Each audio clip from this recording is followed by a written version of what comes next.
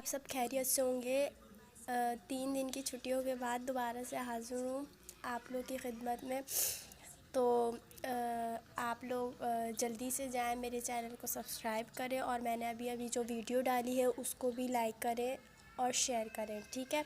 और हाँ, मैं एक अनाउंसमेंट करना चाहती हूँ कि मैं अपनी हर वीडियो के एंड में एक इन्फॉर्मेशन आपसे शेयर करूँगी, जैसे कि कोई भी एक इन्फॉर्मेशन जो आपके लिए मतलब सही हो, मतलब आगे भी काम आए आप लोग के, ठीक है। और वो सिर्फ बायो के स्टूडेंट्स के लिए नहीं है, वो मतलब सब स्टूडेंट्स के लिए है, ठीक है। मतलब स्टूडेंट्स के लिए क्या, वो नॉर्मली लोगों को पता होनी चाहिए, कुछ लोग को नहीं पता होती तो उनको पता चल जाएगी, और जिनको पता है तो वेल एंड गुड है, ठीक है। तो हर वीडियो के एंड में मैं कुछ ना कुछ ज़रूर न्यू चीज़ बताऊंगी इंशाल्लाह इस वीडियो के बाद से, ठीक है। तो आपको पूरी वीडियो को एंड तक देखना है, ठीक है। और मेरे चैनल को सब्सक्राइब करना है और शेयर करना है, ठीक है। और वीडियो अगर पसंद आए तो लाइक ज़रूर कीजिएगा, ठीक है। अच्छा, मैं एक और बात आपसे शेयर करना चाहती हूँ कि जैसे कि चले वो मैं आपको अगली वीडियो में शेयर करूँगी, लेकिन वो बहुत इम्पोर्टेंट बात है, लेकिन वो मैं कोई बात नहीं अगली वीडियो में शेयर करूँगी। बहुत ज़रूरी बात है वो, ठीक है। तो आपको देखनी है अगली वीडियो। अच्छा चले ना, ये पार्ट 2 है मेरे लेक्चर का। फर्स्ट पार्ट मैं डाल चुकी हूँ, आप जाके देख लिएगा, ठीक है। ये सेकंड पार्ट है, तो सेल चैप्टर का, ठीक है, सेल स्ट्रक्चर एंड फंक्शन। तो नंबर 5 है, 5 MCQs पढ़ते हैं। tay sachs disease is a common genetic abnormality in cell accumulating and becoming clogged with very large and complex lipid. This cellular organelle must be involved in this condition. ठीक है, ये मैं आपको first part में अपने बता चुकी हूँ कि tay sachs डिज़ीज़ किस लिए होती है, कैसे होती है और क्यों होती है, ठीक है। तो ये मैं आपको सब बता चुकी हूँ, और फिर भी दोबारा से बता देती हूँ कि ये tay sachs डिज़ीज़ क्या होती है। जब एक lysosomal disorder, lysosomal storage disease है, ठीक है। मतलब अगर लाइसोसोम डाइजेस्टिन इंजाइम नहीं होंगे बॉडी में, तो फिर हमारी जो बॉडी में चीज़ें हैं वो स्टोर होती रहेंगी।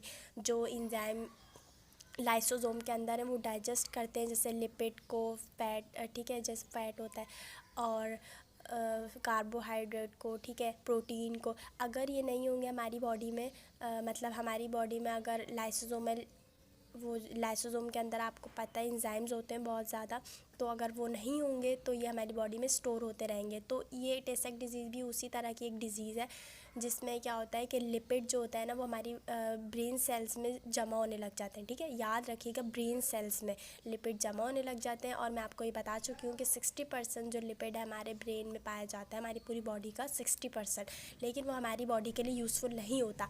अच्छा हाँ, एक और बात मुझे आपसे शेयर करनी थी कि आप ना मुझे बता दीजिएगा मेरी आवाज़ तेज़ आ रही है या नहीं आ रही, क्योंकि मैं कोशिश तो कर रही हूँ तेज़ बोलने की।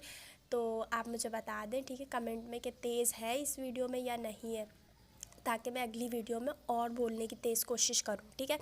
तो अच्छा, मैं आपको ये बता रही थी कि ये ब्रेन सेल्स का एक डिसऑर्डर है, ठीक है, कि ब्रेन सेल्स में जब लिपिड ज़्यादा स्टोर होने लग जाते हैं तब ये होती है डिज़ीज़, ठीक है। और ये जितनी भी लाइसोसोमल स्टोरेज डिज़ीज़ हैं, ये सारी की सारी जो होती हैं चाइल्ड में होती हैं, और ज़्यादातर लोग इसमें सर्वाइव नहीं कर पाते। और ये tay sachs डिज़ीज़, तो टी से याद रखिएगा, टी से होता है 3 से याद रखिएगा। At the age of 3 years बच्चे की डेथ हो जाती है, ठीक है। जो भी जिसको भी tay sachs डिज़ीज़ होगी तो वो ज़्यादा मतलब मंथ या ज़्यादा ईयर तक सर्वाइव नहीं कर पाएगा, तो उसकी डेथ हो जाएगी 3rd एज में, मतलब 3 साल की उम्र में। तो ये वो डिज़ीज़ है। तो ये आपको मैंने इतना बता दिया है। तो इसमें इस MCQs के लिए इतनी ही नॉलेज काफ़ी है कि ये लाइसोसोम की डिज़ीज़ है। तो ये बोल रहे हैं कौन सा ऑर्गेनल इसमें इन्वॉल्व है, तो ये C, Charlie is the right option, lysosome, ठीक है। उम्मीद है समझ आ गया होगा, ठीक है। अच्छा, number 6, which is one of the main energy transformer of cell. देखें, इसके लिए आपको ना ट्रांसफार्मर पता होना चाहिए। ट्रांसफार्मर क्या करता है, एक फॉर्म से दूसरी फॉर्म में एनर्जी को कन्वर्ट करता है, या वोल्टेज को, ठीक है। तो इसी तरीके से एक हमारी बॉडी में, हमारे सेल में ऑर्गेनल होता है जो एक एनर्जी को दूसरे एनर्जी में कन्वर्ट करता है फॉर्म में, ठीक है। जैसे आपको पता है कि हमारी बॉडी में फूड आता है, एब्जॉर्ब होता है, फिर उससे एनर्जी मिलती है, ठीक है। तो फूड से एनर्जी जो मिलती है हमें, वो माइटोकॉन्ड्रिया से मिलती है। तो इसलिए हम माइटोकॉन्ड्रिया को powerhouse of the cell बोलते हैं। क्यों? क्योंकि वो केमिकल एनर्जी को, मैकेनिकल एनर्जी मतलब हम काम वाम करते हैं उसमें, और हीट एनर्जी में कन्वर्ट करता है। ये बात आपको याद होनी चाहिए, ये बहुत बेसिक बात है, ठीक है। तो इसका करेक्ट ऑप्शन है डेल्टा, माइटोकॉन्ड्रिया। अच्छा, नंबर 7 है, उम्मीद है वो आपको समझ आ गया हो, ठीक है। बाकी ऑप्शन तो बिल्कुल भी सही नहीं है, क्योंकि एंडोप्लाज्मिक रेटिकुलम ये इन सब का फंक्शन नहीं है ये सब, ठीक है। माइटोकॉन्ड्रिया का ही काम है कि वो एनर्जी को कन्वर्ट करता है। सॉरी। अच्छा, number 7, organelles other than the nucleus that contain DNA. देखें, डीएनए मैंने आपको ये बता दिया था फर्स्ट पार्ट में भी, इसके आप सुन लिएगा वो जाकर, कि एनएमसी एक हॉस्पिटल है डिफेंस में, ठीक है, नेशनल मेडिकल सेंटर, ठीक है, उससे याद कर लिएगा। न्यूक्लियस, माइटोकॉन्ड्रिया और क्लोरोप्लास्ट, इन तीनों के पास डीएनए होता है अपना, ठीक है। तो अब इसमें देखें, न्यूक्लियस है, माइटोकॉन्ड्रिया है, क्लोरोप्लास्ट है, न्यूक्लियस तो नहीं है, क्लोरोप्लास्ट और माइटोकॉन्ड्रिया है। तो नंबर 2 एंड नंबर 3 इसमें हम ऐड कर लेंगे, ये 40 द राइट ऑप्शन। अच्छा, तो अजान हो रही है तो मैं वेट करती हूँ, ठीक है। चलिए स्टार्ट करते हैं। नंबर 8 एमसीक्यूज़ हो गया था, जिसका आंसर था डेल्टा, माइटोकॉन्ड्रिया, ठीक है। नंबर 9 क्या है? Cell organelle mainly concern with the detoxification of alcohol. अच्छा, कौन से ऑर्गेनल है सेल का जो डिटॉक्सिफिकेशन में अपना रोल प्ले करता है, ठीक है। तो वो कौन सा ऑर्गेनल है? पैरोक्सिसोम है। क्यों? क्योंकि पैरोक्सिसोम को हम क्या बोलते हैं? Detoxification specialist. देखिए, पैरोक्सिसोम के पास कुछ ऐसे एंजाइम होते हैं जो क्या करते हैं? अल्कोहल की डिटॉक्सिफिकेशन करते हैं। जिसे वो कौन से एंजाइम होते हैं? परऑक्सीडेज और कैटालेज, ठीक है। वो क्या करते हैं? कैटालेज तो देखिए हाइड्रोजन, इसका ना नाम कहाँ से निकला है पैरोक्सिसोम का? हाइड्रोजन पेरोक्साइड है ना, H2O2, ये उसकी भी डिटॉक्सिफिकेशन करता है, क्योंकि वो भी हार्मफुल होती है बॉडी के लिए, ठीक है। तो उसके लिए भी ये यूज़ होते हैं, ठीक है। मोस्टली जो डिटॉक्सिफिकेशन होती है अल्कोहल की, उसके लिए कौन सा एंजाइम यूज़ होता है? कैटालेज, ये याद रखिएगा, ठीक है। और ये मोस्टली ज़्यादातर ना ये वाले ऑर्गेनल लीवर के सेल्स में, हिपैटिक सेल्स के अंदर ये ऑर्गेनल ज़्यादा पाए जाते हैं, ठीक है, other than other body part of the cell, ठीक है। तो इसका जो करेक्ट ऑप्शन है वो है बीटा, पैरोक्सिसोम, ठीक है। समझ आ गया होगा आपको, तो आगे चलते हैं, ठीक है। नंबर 10 है जो लास्ट है, clarity of image is generally known as. देखें, एक होता है बिल्कुल साफ इमेज जो क्लियर नज़र आए वो, और एक होता है कि जूम करके कोई बड़ी चीज़ करके दिखाई जाए। तो जूम करने से क्या होता है कि इमेज अगर हम कभी जूम कर रहे हो मोबाइल में भी, या कहीं कंप्यूटर में देख सकते हैं आप लोग, उधर जूम करते हैं तो हम क्या होती है, इमेज बड़ी तो हो रही होती है मगर ना ब्लर भी हो रही होती है साथ साथ। ये गौर किया होगा आपने, ठीक है। उसको क्या बोलते हैं? मैग्नीफिकेशन। हम मैग्नीफाई करते हैं चीज़ों को, जबकि एक दूसरा वर्ड उसका बिल्कुल सिनोनियम होता है, मतलब उसके ही जैसा होता है। सिनोनियम क्या? उसके जैसा होता है। तो उसको क्या बोलते हैं? यहाँ पर देखिए 4 ऑप्शन है। रेजोल्यूशन का मतलब होता है कोई चीज़ एक दूसरे से अलग कर कर दिखाना। जैसे अगर मैंने 2 डॉट लगा दिए, वो डॉट के बीच में से भी गैप निकाल कर दिखा देगा, ठीक है। बड़ा नहीं करेगा ठीक है, गैप वो ना क्लियर दिखाएगा हर चीज़ को कि ये चीज़ यहाँ है, ये चीज़ यहाँ है, ठीक है। 2 डॉट या 3 डॉट, चले मैंने 10 डॉट बनाया और बिल्कुल करीब करीब मुझे देखने में नज़र वो नहीं आ रहा कि उसके बीच में कोई गैप है, मगर क्या होगा कि रेजोल्यूशन से हम, जो इलेक्ट्रॉन माइक्रोस्कोप होता है उससे हम पता लगा लेते हैं कि कौन सी चीज़ कहाँ है, और उसमें गैप भी पता चल जाता है, तो क्लियर वो इमेज दिखाता है, तो उसको रेजोल्यूशन बोलते हैं। जबकि मैग्नीफिकेशन कुछ और है। और नंबर ये जो यहाँ पर बीटा है, बीटा में लिखा हुआ है कंट्रास्ट। देखिए कंट्रास्ट क्या होता है? ये डाई करते हैं इसमें, क्या किसको? सिटी स्कैन और एमआरआई जब हम करते हैं ना, तो उसमें जो इमेज हमें मिलती है तो उसकी हम कंट्रास्टिंग करते हैं, ठीक है, डाई डालकर, ताकि हमें पता चल सके कौन सी बॉडी में कहाँ पर कुछ मतलब प्रॉब्लम हो रहा है, या डायग्नोस कर सकते हैं, ठीक है, उससे। तो और डेल्टा क्या लिखा हुआ है? डेल्टा है सेडिमेंटेशन। देखिए सेडिमेंटेशन एक तरह का टेस्ट है, एरिथ्रोसाइट सेडिमेंटेशन रेट, EGFR, ठीक है। ये एक तरह का टेस्ट है, एरिथ्रोसाइट का जो हमारी बॉडी के रेड ब्लड सेल्स होते हैं उनका टेस्ट होता है ये।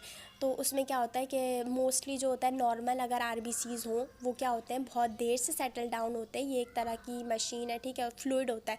उसमें क्या होता है वो हम उसको ना घुमाते हैं, ठीक है। तो जब घुमाते हैं उसमें देर से नीचे ना RBCs सेटल डाउन होते हैं अगर नॉर्मल हो। लेकिन एब नॉर्मल जो होते हैं ना, जिसमें डिजीज़ होती है, ठीक है, तो वो बहुत जल्दी सेटल डाउन हो जाते हैं, ठीक है।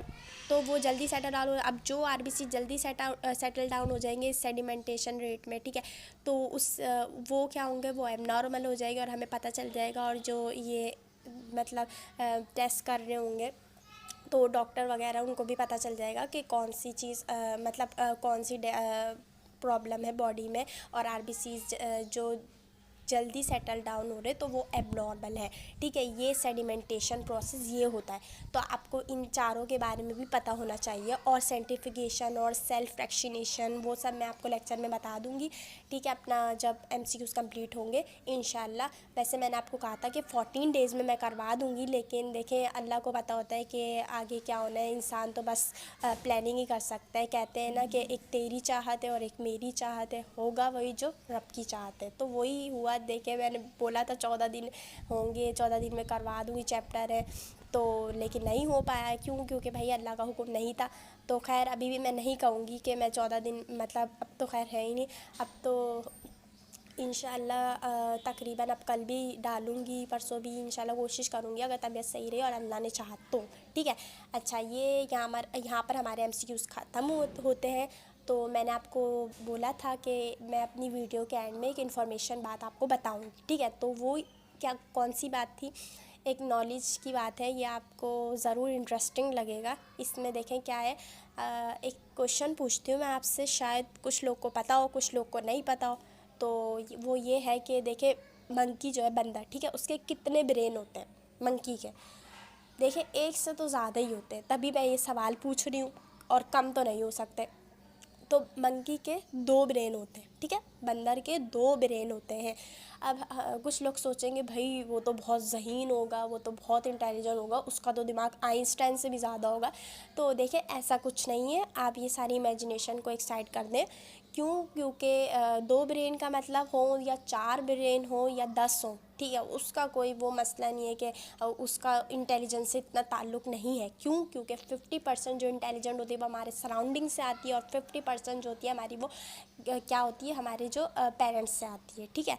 तो ये बात आपको पता होनी चाहिए। तो मंकी का देखें वो मैं आपको 2 ब्रेन वाली बात बता रही थी। क्यों अल्लाह ने उससे 2 ब्रेन दिए हैं, ठीक है। वो वजह ये है कि देखें वो ना बहुत ना उसकी बॉडी होती है ना कि वो हर वक्त मतलब वहाँ से वहाँ जंपिंग करता रहता है।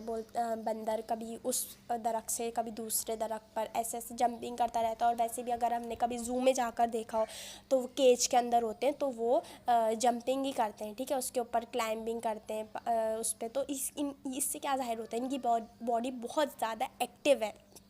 और आपको पता होगा ये बात कि हमारा जो ब्रेन है वो हमारा ब्रेन सिर्फ क्या होता है, उसका फ्रंटल लोब जो आगे का पार्ट होता है ब्रेन का, ये एक पार्ट है, ठीक है, सिर्फ वो हमारी थिंकिंग वगैरह के लिए इस्तेमाल होता है, बाकी ज़्यादातर नहीं होता है। मोस्टली जो किस चीज़ के लिए यूज़ होता है, हमारी जो बॉडी के फंक्शंस वगैरह होते हैं, हमारी मूवमेंट की, ठीक है, ये सब चीज़ों के जो स्पीकिंग मैं भी कर रही हूँ ये सब, ठीक है, इन सब के लिए हमारी बॉडी ये कंट्रोल करता है ब्रेन। जैसे CPU को हम बोलते हैं ना ब्रेन है, CPU कंप्यूटर का ब्रेन है, तो इसी तरीके से हमारा ब्रेन भी क्यों CPU को क्यों बोलते हैं वो कंप्यूटर का ब्रेन है? क्यों? क्योंकि वो जो कंप्यूटर के पार्ट्स होते हैं, पार्ट्स को कंट्रोल करता है। इसी तरीके से ब्रेन भी जो हमारा ह्यूमन का ब्रेन है या किसी भी एनिमल्स का ब्रेन है, तो वो भी क्या करता है, सारे पार्ट को कंट्रोल करता है, उसकी एक्टिविटी को कंट्रोल करता है, ठीक है। तो ये आपको पता होना चाहिए। न्यूरॉन्स होते हैं उसके ज़रिए आप नर्व वगैरह वो इंशाल्लाह आप पढ़ेंगे सेकेंड ईयर में आकर, ठीक है।